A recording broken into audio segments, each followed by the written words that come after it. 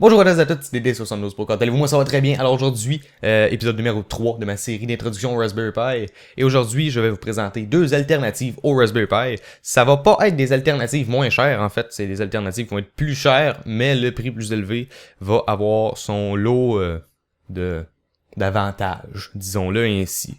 Alors, déjà pour se remettre en mémoire, on va parler du Raspberry Pi en tout premier lieu.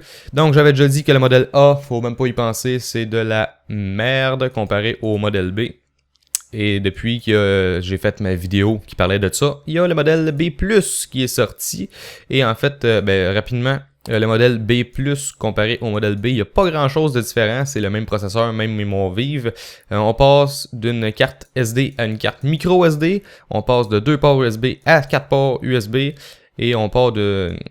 En fait, une consommation de 750 mAh à 600 mAh. On avait 26 GPIO, on en a 40. Donc, voilà, c'est avantageux. Donc, le Raspberry Pi a un processeur de 700 MHz, donc un ARM 11. Et, en fait, juste pour faire simple, on a 512 MB de RAM à 400 MHz. Et c'est pas mal tout ce qu'on a besoin de savoir. Entendez peut-être le GPU, c'est un...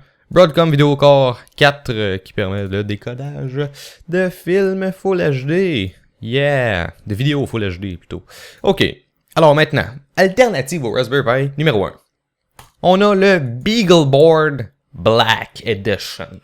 Alors, qu'est-ce que c'est que ça? En fait, comme vous pouvez voir, ça ressemble un peu à un Arduino et ça ressemble un peu à un Raspberry Pi. Donc en fait, on prend ces deux belles choses, hein, le Arduino Mega et le Raspberry Pi, puis on les fusionnent ensemble et ça donne à peu près un BeagleBone Black. Donc, on va regarder rapidement les spécifications. Processeur, on a un Cortex A8 à 1 GHz. Donc, 1 GHz, on peut atteindre ça avec le Raspberry Pi si on fait de l'overclock.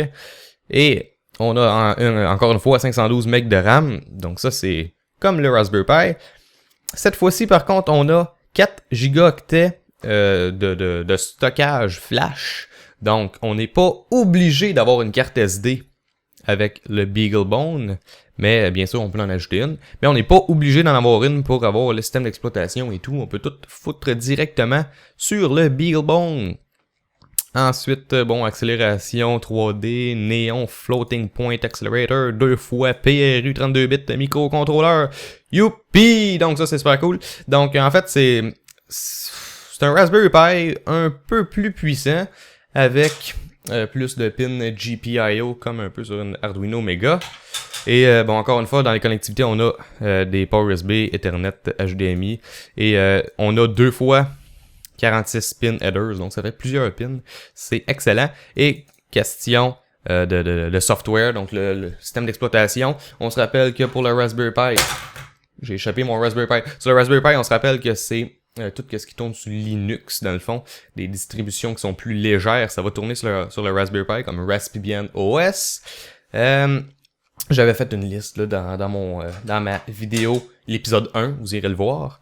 Et cette fois-ci, dans le fond, c'est encore des trucs sous Android, hein, Debian, sous Android, excusez-moi, des trucs sous Linux, donc, comme Debian, Android, Ubuntu, Cloud 9, IDE, Node.js, W/BoneScript Library, et plus much more, fait qu'il y en a plus. Fait que dans le fond, c'est à peu près comme le Raspberry Pi, des trucs qui vont tourner sous Linux. On peut installer ça si si le BeagleBone est assez puissant. Donc, mettons une version Ubuntu avec la vraie version Ubuntu qu'on installerait sur un desktop. Ça tournerait pas exactement bien sur un BeagleBone, mais si on le modifie un peu, ça serait possible parce que c'est Linux. Donc, en fait, voilà, hein, on peut tout bidouiller ça. Ensuite, attendez, on va regarder combien ça coûte ça. Donc moi je suis en Amérique du Nord, on va aller voir, Adafruit, parce que je connais ça. Donc sur Adafruit, ils vendent 55$ et on va regarder un petit peu ça ressemble à quoi. Donc voilà, BeagleBone, yeah, fantastique, génial. Ok, maintenant on va aller voir le prochain produit. Ah, j'ai quitté la page du BeagleBone. Ok. Ça c'est dur à dire. Ça s'appelle un Radxa, ok? Ça, j'avais pas entendu parler de ça avant de faire mes recherches pour cette vidéo, et c'est très intéressant, parce qu'on a un Cortex A9 comme processeur, puis ça, c'est quad-core. Donc, en fait, on a plus que 4 fois un Raspberry Pi en frais de puissance, et en fait, ce CPU-là, c'est pas mal le genre de choses qu'on trouverait dans un téléphone mobile quad-core, donc c'est beaucoup plus puissant que le Raspberry Pi, honnêtement. Et on a 2 GB de RAM. Donc 2 GB de RAM, c'est 4 fois un Raspberry Pi, dans le fond. Et un peu comme le BeagleBone, on a la possibilité d'avoir du storage flash directement sur la carte, dans le fond, donc pas obligé d'avoir une carte SD. Donc, moi, je vais parler plus du Rock Pro, parce que c'est celui qui m'intéresse le plus, là. Mais en fait, on a du storage du stockage, plutôt, si on veut être francophone, de 8 GB intégré. Donc, c'est quand même pas mal. Et on peut bien sûr mettre une carte micro SD qui va pouvoir nous permettre d'avoir jusqu'à 128 GB. Ce qui est super cool. Ensuite, dans le GPU, on a un Mali à 533 MHz, excusez-moi, un Mali 400 à 533 MHz. Et HDMI, blablabla, ok, c'est bon. Et Bluetooth 4.0, chouette. On a le Wi-Fi avec l'antenne. Et en fait, ce qui est cool, c'est que, en fait, quand vous achetez un Raspberry Pi, ce que vous recevez dans la poste, c'est un Raspberry Pi, point. Il y a juste le Raspberry Pi. Donc, il n'y a pas le chargeur, le fil, il n'y a rien de ça. Puis il n'y a pas de boîtier non plus. Tandis que quand on achète un Radixa, il vient avec tout, dans le fond, comme vous pouvez voir, ce petit boîtier qui ressemble curieusement au mien. Parce que il est en plastique puis il est transparent, comme le mien. Pour le Raspberry Pi, par exemple, moi. On peut constater que c'est le fun, hein? Il vient avec des trucs. Donc, je sais pas s'il dit, non, ok, c'est pas écrit. Bon, bref.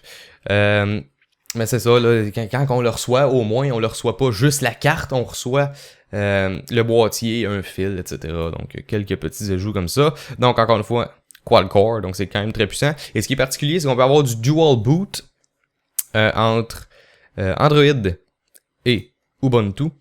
Donc, lui, on peut vraiment mettre Ubuntu dessus, là, contrairement au BeagleBone et au Raspberry Pi. Et ça, je vais en revenir un petit peu tantôt. Donc, juste à regarder tranquillement. Est-ce qu'il monte? Ok, bon, là, c'est ça, c'est Android. Et regardez, ils vont cliquer sur le truc Ubuntu. Là, ça va redémarrer, genre. Vous allez voir, on va être dans Ubuntu au lieu d'être dans Android. Donc ça, c'est quand même cool qu'on puisse avoir le choix entre les deux. Donc là, on va skipper un petit peu. Et voilà, en fait, ça, c'est l'Ubuntu. C'est une version light, donc une version légère de Ubuntu. Alors, voilà. Ça, même l'Ubuntu, je suis pas sûr qu'on serait capable de le faire tourner sur un Raspberry Pi ou un BeagleBone. Donc, il est nettement supérieur aux autres qu'on a parlé tantôt. Donc, ça, c'est le Radixa, là, c'est vraiment le plus puissant. Il est beaucoup plus cher, par contre. Donc, je pense que c'est 150$. Un truc du genre, mais il est en rupture de stock. Où ce que j'ai regardé. Amérique du Nord, acheté. Ok, 99$. Donc c'est pas si mal, là. C'est comme acheter 2 Raspberry Pi, puis dans le fond on a la puissance de plus de 4 Raspberry Pi. Donc c'est bien en fait. Donc voilà. C'est à peu près ça. Je sais pas qu'est-ce que je peux dire de plus là rapidement. Bon, encore une fois, c'est open source comme le Raspberry Pi. Et on peut apprendre, créer et partager, yes sir! Donc, c'est ça. Je pense que j'ai tout dit. Si jamais j'oublie des trucs, dites-les dans les commentaires, puis je vais répondre à tout ça. Ok, c'est ça. Là, je viens de me rappeler. Il y avait quelqu'un qui m'a demandé une question, et c'était justement, est-ce qu'on peut installer Ubuntu sur un Raspberry Pi? En fait, oui et non. C'est précis, hein, comme réponse. En fait, si on regarde sur Internet, il y a pas grand-chose qui nous aide, honnêtement, là. Mais d'après moi, c'est possible. Sauf qu'il faut vraiment il va vraiment falloir enlever des packages intensément, ok, pour que ça puisse tourner sur un petit Raspberry Pi. Single core, en plus. Donc, ouais, d'après moi, c'est possible. Il n'y a pas de documentation officielle. Du moins, j'en ai pas trouvé. J'ai regardé rapidement, là. Peut-être même que quelqu'un qui s'y connaît mieux peut répondre dans les commentaires. Ça serait très gentil. Mais d'après moi, c'est possible. Si on bidouille, est-ce que ça en vaut la peine? Non. Je pense pas que ça en vale la peine. Ça va tellement prendre de temps à essayer de faire fonctionner ça, d'après moi, que c'est... Non. Faut juste prendre un Raspbian à la place, ça va être beaucoup plus simple et ça va marcher d'un seul coup et tout le monde va être super heureux parce que ça va fonctionner. Alors voilà, j'espère que ça répond à la question. Donc oui on peut, mais non on peut pas. Fantastique. Donc voilà, je pense que j'ai tout dit. Donc juste pour récapituler rapidement, on a le Raspberry Pi, le BeagleBone Black et on a le Radxa. Donc le Raspberry Pi étant le moins puissant des trois, le BeagleBone qui ressemble beaucoup au Raspberry Pi mais avec plus de pins pour pouvoir interagir avec le monde extérieur. Et on a le Radxa qui est juste une tuerie à comparer aux deux autres. Donc si vous voulez faire des trucs qui sont beaucoup plus orientés niveau software, je dirais, donc voilà, quand vous avez besoin d'une machine beaucoup plus puissante, parce que juste pour faire un petit robot, j'ai fait un robot avec des Arduino. Donc ça c'est pas un problème pour le Raspberry Pi qui est beaucoup plus puissant qu'un Arduino. Et parlant de ça, ça va être le sujet de la prochaine vidéo. Je vais comparer un Raspberry Pi avec un Arduino pour montrer c'est quoi qui est pareil, c'est quoi qui est pas pareil, ou du moins qu'est-ce qui est similaire, qu'est-ce qui est différent. Alors j'espère que vous attendez cette vidéo avec impatience, et j'espère que vous avez aimé la vidéo que vous êtes en train de regarder en ce moment. Et ben moi je vais vous dire à la prochaine dans une autre vidéo. Donc si jamais vous avez des questions, posez-les dans les commentaires, j'y répondrai dans les commentaires et j'y répondrai aussi dans la prochaine vidéo comme j'ai fait tantôt. Alors voilà. C'est tout ce que j'avais à dire. Donc peut-être que je vais acheter un jour, peut-être, un Radxa. Si jamais ça arrive pas et qu'il y a un produit similaire qui arrive et qui est encore plus puissant, peut-être aussi, on verra. Mais en tout cas, je suis vraiment intéressé par le Radxa. Ce serait cool d'en acheter un. Mais je vais quand même me concentrer sur le Raspberry Pi un petit peu pour pouvoir vous amener quelques petites vidéos sympathiques un jour. Ça reste en suspens. Ok, alors, je vais assez parler pour aujourd'hui. Je vous souhaite une excellente fin de journée. N'hésitez pas à me rejoindre sur YouTube, Facebook, Twitter, l'autre affaire, là, Google+, hein, cette affaire-là. Et aussi, ben, vous pouvez laisser un j'aime, commenter, etc. Hein? Ok, alors, ben, moi, je vous souhaite une excellente fin de journée. Ça fait 4 fois que je vous le dis, je vous souhaite une excellente fin de journée. Je vous souhaite une excellente fin... J'espère que votre fin de journée va être excellente. Et à la prochaine, dans la prochaine vidéo. Ciao!